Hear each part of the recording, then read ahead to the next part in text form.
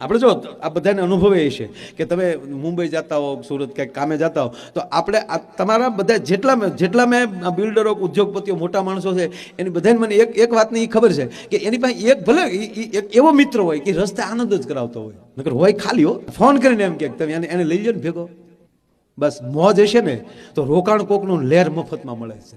આ મોજ હોય તો તમે સાંભળી. આ સદગુરુ શું કહેવા માંગે છે? આ એ જ ભેગા ગોઠવાઈ જાય, ખાલી ભેગા થઈ જાઓ.